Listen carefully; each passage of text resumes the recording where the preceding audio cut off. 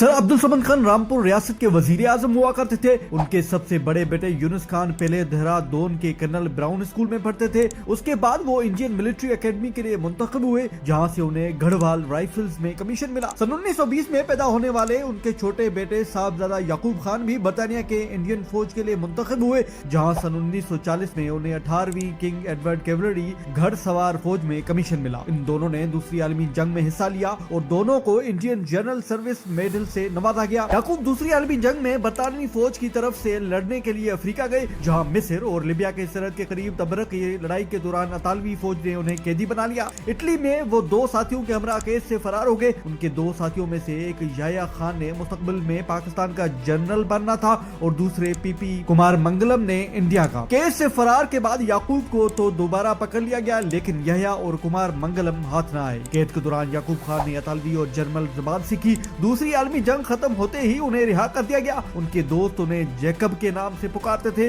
इस दौरान उनके बड़े भाई यूनुस खान बर्मा में तैनात रहे। जब सन 1947 में इंडिया की तकसीम हुई तो बड़े भाई साहबजादा यूनुस खान ने इंडियन फौज में ही रहने का फैसला किया, जबकि उनके छोटे भाई साहबजादा याकूब ने पाकिस्तानी फौज में शमूलियत अख्तियार कर ली। डोमिनिक लैपियर और लैरी कोन्स अपनी मशहूर किताब फ्रीडम एट मिडनाइट में याकूब खान के पाकिस्तान के जाने के फैसले का जिक्र करते हुए लिखते हैं कि जब याकूब खान ने रात के खाने के दौरान अपनी माँ को बताया कि वो पाकिस्तान जाने का फैसला कर चुके हैं, तो वो ये सुनकर सके में आ गई। वो बहुत नाराज भी हुई। उन्होंने कहा कि हम 2 सदियों से यहाँ रह रहे हैं, हमारे खानदान की कब्रें भी यही हैं। मैं सियासत नहीं समझती, लेकिन एक माँ होने के नाते मेरी ख्वाहिशात में खुद गर्जी है। मुझे डर है कि हम हमेशा के लिए बिछड़ जाएंगे। लेकिन याकूब ना माने। अगली सुबह वो रामपुर छोड़कर चले गए। लापियर और कॉलिंस लिखते हैं, जब याकूब रुखसत हो रहे थे तो उनकी वालदा ने सफेद साड़ी पहन रखी थी, जो शौक की अलामत थी। उन्होंने कुरान की आयत पढ़कर उन्हें रुखसत किया। 25 साल से उनके साथ काम करने वाले बावर्ची लाम लाल और उनके ड्राइवर कुंदन सिंह ने भी नम आंखों से उन्हें अलविदा कहा। उन्होंने अपने खानदान से वादा किया था कि पाकिस्तान में अपना ठिकाना बना लेने के चंद रोज बाद वापस आकर अपना सारा सामान ले जाएंगे, लेकिन याकूब कभी अपने आबाई घर वापस ना आए और ना ही वो कभी अपनी माँ का चेहरा दोबारा देख सके। इंडिया छोड़ने के चंद ही महीनों के अंदर साहबजादा याकूब खान कश्मीर की बर्फ से ढकी पहाड़ों में पाकिस्तानी फौज की एक बटालियन की क़यादत कर रहे थे। लापियर और कॉलिंस लिखते हैं, पाकिस्तानी फौजियों को रोकने की कोशिश गढ़वाल रेजिमेंट की एक कंपनी कर रही थी। याकूब खान की तरह इस कंपनी की क़यादत भी एक मुसलमान अफसर ही कर रहा था। जुलाई 1947 में उस अफसर ने पाकिस्तान ना जाने और इंडियन फौज में ही रहने का फैसला किया था। वो अफसर भी रामपुर का रहने वाला था। उसका नाम था यूनुस खान। वो साहबजादा याकूब खान का सगा बड़ा भाई था। दोनों भाई कश्मीर में जंग के मैदान में एक दूसरे के आमने सामने थे। दोनों मेजर के ओहदे पर फायज थे और दोनों अपनी अपनी बटालियन की क़यादत कर रहे थे। पाकिस्तानी सहाफी हामिद मीर अपने मजमून 2 खानों की कहानी में लिखते हैं कि मेजर यूनुस खान की बंदूक से चलाई गई गोली ने उनके छोटे भाई याकूब खान को जख्मी कर दिया। जब यूनुस खान को मालूम हुआ कि जख्मी होने वाला शख्स उनका छोटा भाई है, तो उन्होंने जोर से आवाज लगाई कि दुखी मत हो छोटे, हम फौजी हैं और हमने अपना फर्ज निभाना है। लेकिन कर्नल यूनुस की बहू समन अली खान उस कहानी को मुकम्मल तौर पर दुरुस्त नहीं मानती।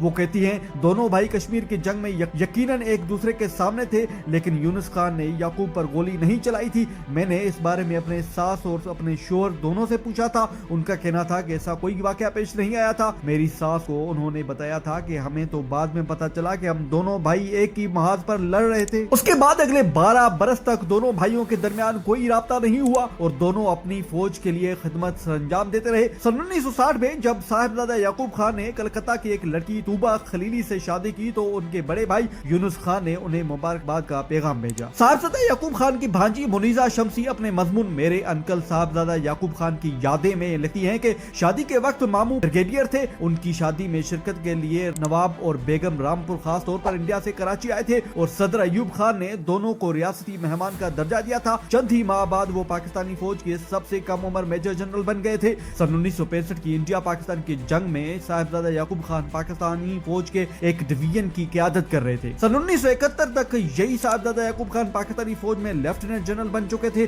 और उन्हें मशरकी पाकिस्तान में पाकिस्तानी फौज का कमांडर मुकर्रर कर दिया गया था। जब मार्च 1971 में उन्हें शेख मुजीबुर रहमान की क़यादत में काम करने वाली अवामी लीग के खिलाफ फौजी कार्रवाई का हुक्म मिला, तो याकूब खान ने फौजी आमर जनरल याया खान को मशवरा दिया कि वो बंदूक की ताकत इस्तेमाल ना करे। पाकिस्तान के बारूफ अदीब और याकूब खान की भांजी मुनीजा शम्स लिखती है कि सन 1971 के उन दिनों में जब दोनों फरीकों के दरमियान मुज़ाकरात एक के बाद एक नाकाम हो रहे थे, तो गवर्नर एडमिरल एहसन और मेरे मामू दोनों ने ये मशवरा दिया कि इस मसले का हल सिर्फ सियासी तरीके से ही निकल सकता है, लेकिन याया खान और उनके मशीर फौजी हल पर तुले हुए थे। मामू को आने वाले बहरान का पूरा अंदाजा था। उन्होंने इस फैसले का हिस्सा बनने के बजाय अपने ओहदे से इस्तीफा देना ज्यादा बेहतर समझा। 5 मार्च 1971 को उन्होंने अपना इस्तीफा जनरल याया खान को भिजवा दिया। इस वक्त उन्होंने अपने याया खान के गुस्से का सामना करना पड़ा, लेकिन बाद के वाकयात ने साबित कर दिया कि वो दुरुस्त। पाकिस्तान के वजीर आजम जुल्फिकार अली भुट्टो को मालूम हुआ था कि साहबजादा याकूब खान को फ्रांसीसी, जर्मन, अतालवी, रूसी, फारसी और अरबी समेत 10 जुबानों पर अबूर हासिल है। ढाका में रहते हुए उन्होंने कुछ बंगाली जुबान भी सीख ली थी। भुट्टो ने सन 1972 में उन्हें फ्रांस में पाकिस्तान का सफीर मुकर्रर किया।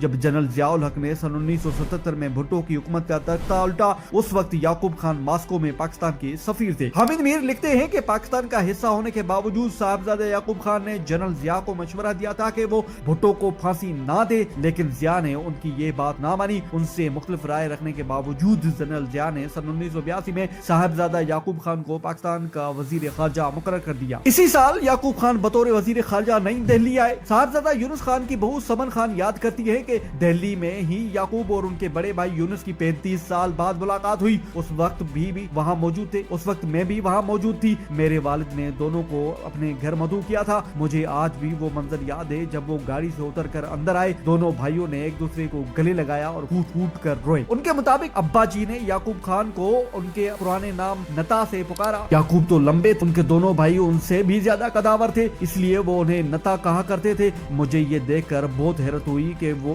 दो ऐसे आदमी जो फौज में रह चुके थे और जिन्हें बड़ा सख्त समझा जाता था, इसी तरह खुलकर रो रहे थे। समन खान के मुताबिक उनके दरमियान जो खूनी रिश्ता था वो इस लम्हे झलक कर सामने आ गया। जब वो बैठे तो दोनों ने अपने बचपन की यादें ताज़ा की।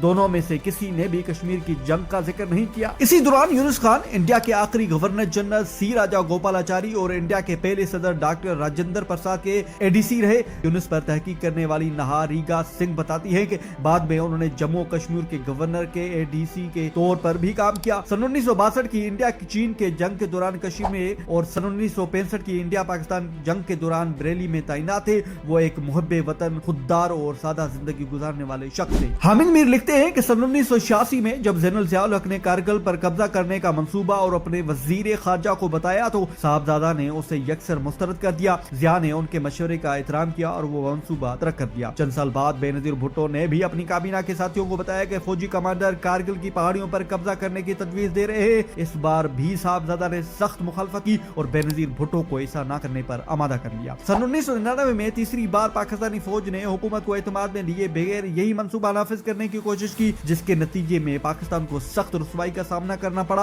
और कई मुश्किलात पैदा हुई। साहबजादा याकूब खान सबसे तवील अरसे तक पाकिस्तान के वजीर खारजा रहे। उन्होंने न सिर्फ जनरल जियाउल हक के साथ बल्कि बेनजीर भुट्टो और नवाज शरीफ के साथ भी काम किया। उन्हीं की क़यादत में अफगानिस्तान से सोवियत अफवाज का इनखला का मामला तय पाया। अपने आखिरी अय्याम में वो नवाज शरीफ हुकूमत के गैर रस्मी मशीर के तौर पर खिदमत सर अंजाम देते रहे। हामिद मीर लिखते हैं कि एक बार उन्होंने साहबजादा याकूब को अपनी खुद नोश्त लिखने का मशवरा दिया तो उनका जवाब था, मैं अपने गमों और कामयाबियों का तमाशा नहीं बनाना चाहता। मैं अपने भाई का जिक्र किए बगैर अपनी कहानी नहीं सुना सकता जिसने इंडिया के लिए खिदमत सर अंजाम दी। हम एक दूसरे के खिलाफ लड़े थे, उसने अपना फर्ज अदा किया और मैंने अपना फर्ज अदा किया। अपने बड़े भाई की वफात की तकरीबन 35 साल बाद छोटे भाई ने 26 जनवरी 2016 को हमेशा के लिए आंखें बंद कर